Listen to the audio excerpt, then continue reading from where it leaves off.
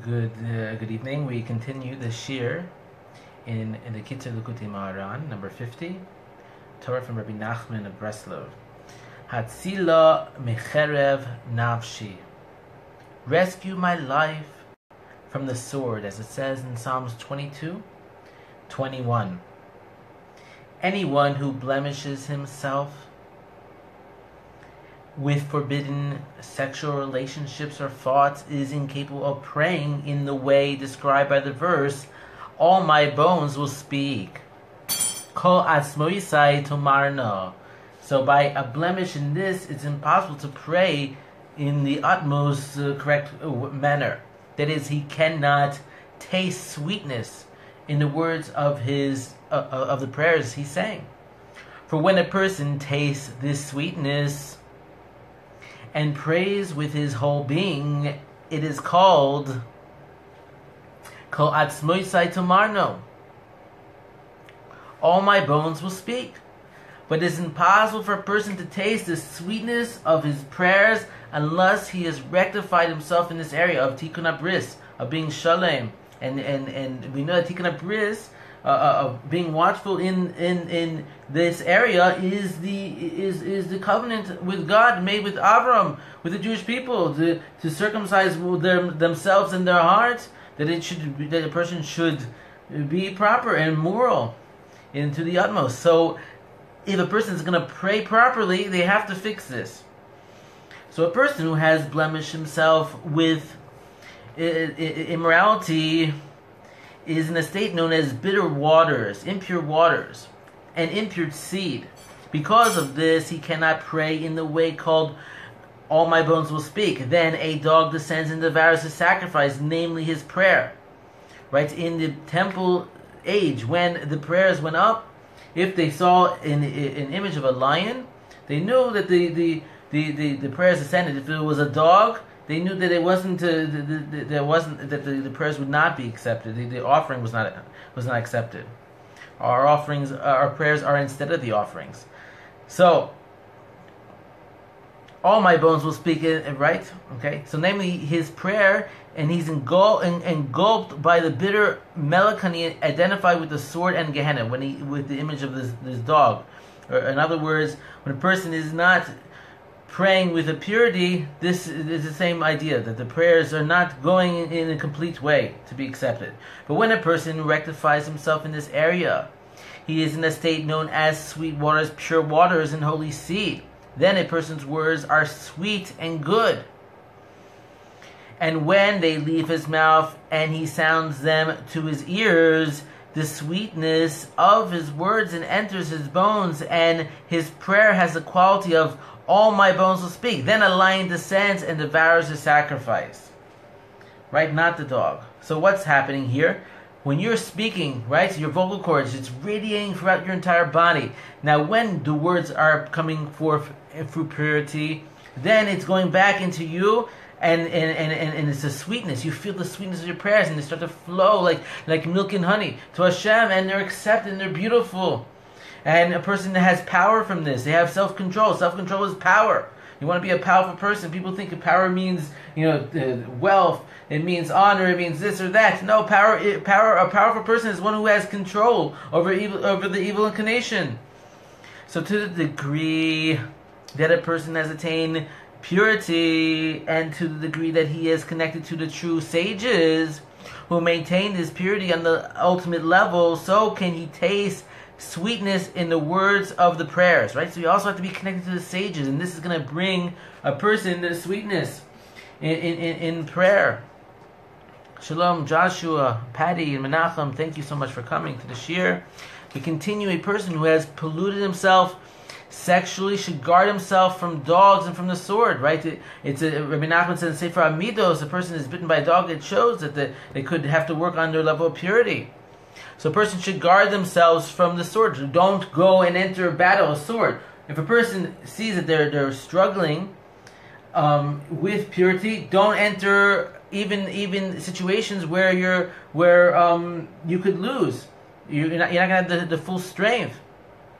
So battles, arguments between other people. A person who has sexual purity, he's going to go and battle a concept or a statement, his views, and he's going to win because he has power. He has self-control. He has power. He has sweetness, and his words are going to flow and be proper because mouth is also a covenant with God, just like the bris milah is. And so the words of the mouth, person has to be careful with them, and they're going to flow properly through the being pure.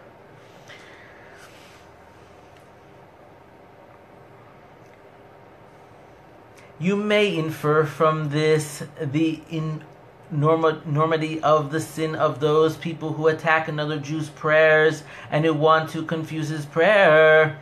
These people are literally called dogs, as in the dogs are brazen, as says in Isaiah, for even though this Jew who is praying has not yet merited to attain sexual purity, and it is for this reason that he is being antagonized, so which is like a dog descends and devours his sacrifice, nonetheless those who attack him are still not exempt from punishment, for they uproot their souls and from holiness, and they cause themselves to literally be called dogs for attacking this person's prayers, despite the fact that the later has not yet purified himself completely. For however inferior this person may be, he must certainly still struggle to pray with all his might, and even though he's unable to sense the sweetness of the words of the prayers, the effort alone is extremely precious.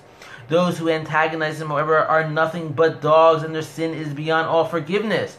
I can't understand this, because how could it be a Jew could attack someone else's prayers and want them not to be fulfilled, that they can give an ayin hara? People, how could someone give an ayin hara, an evil eye to someone? Shlomi, I don't like the way he acts. He should never go and get a new car. He should have that Subaru forever, that Subaru station wagon. Like, I don't understand this concept of this Torah. How could someone go and not want someone's prayers to be accepted? I don't understand this. It's beyond me, that lesson there. How could be such a thing? So the eating of the tzaddik, the sage, is very precious, since it brings contentment to his holy soul. Consequently, it is forbidden for him to fast.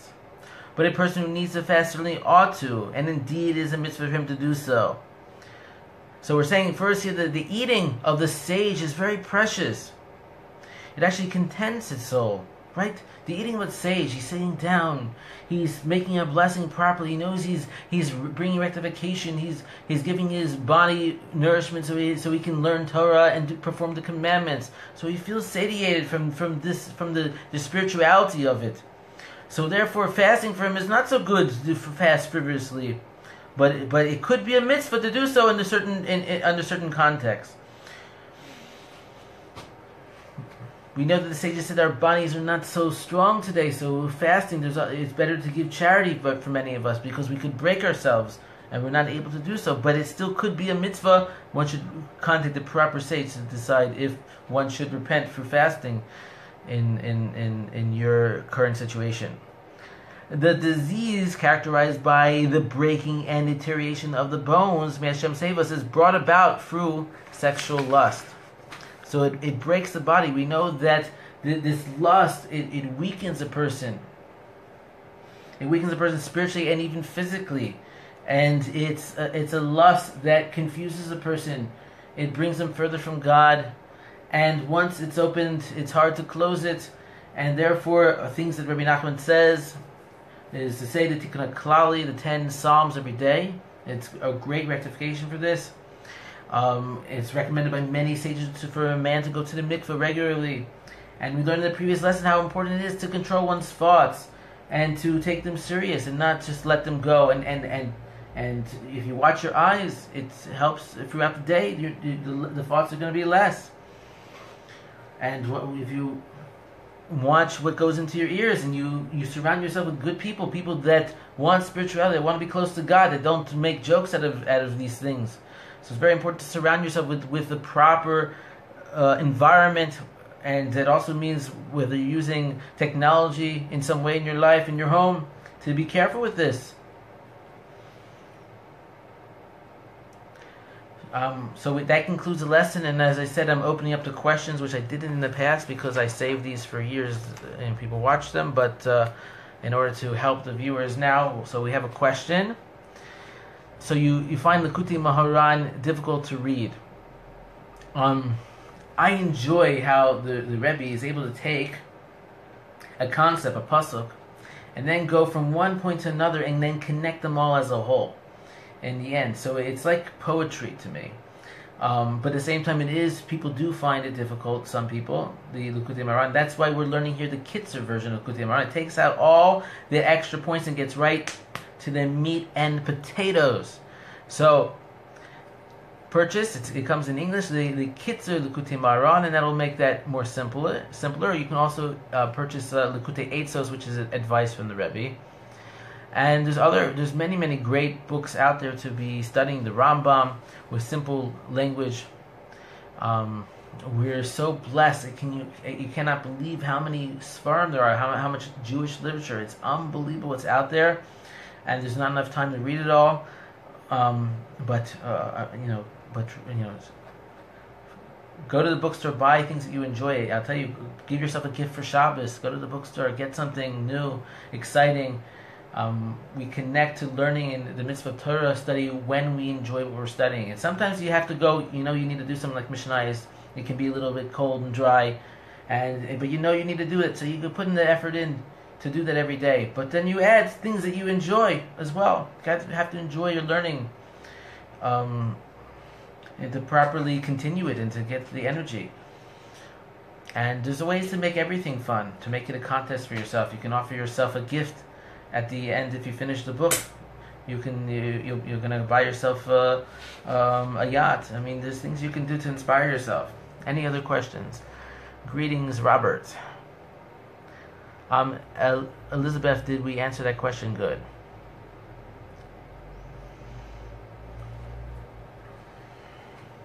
Yes, when Rabbi Nachman had critics in the old days, I went to Rabbi Taub of Baltimore, Olav Shalom. A great tzaddik. He was like the Rebbe of Baltimore when I grew up.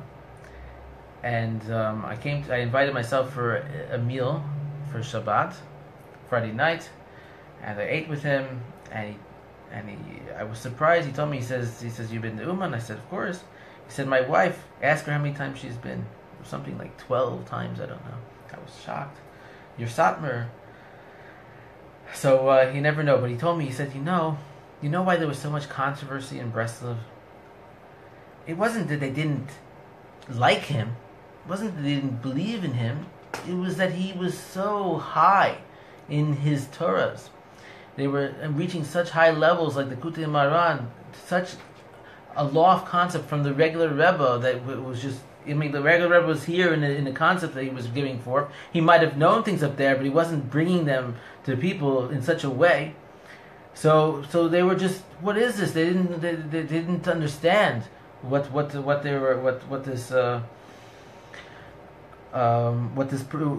person human? So this is why the country was coming from a lack of understanding. It wasn't really a lack of respect. It was like wow, what is this?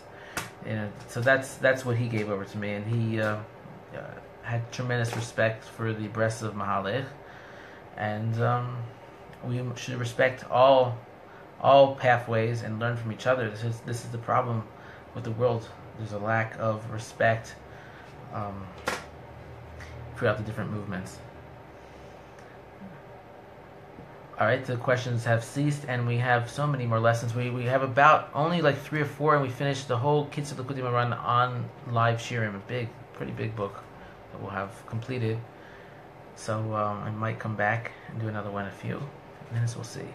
Thank you. Shalom from Jerusalem.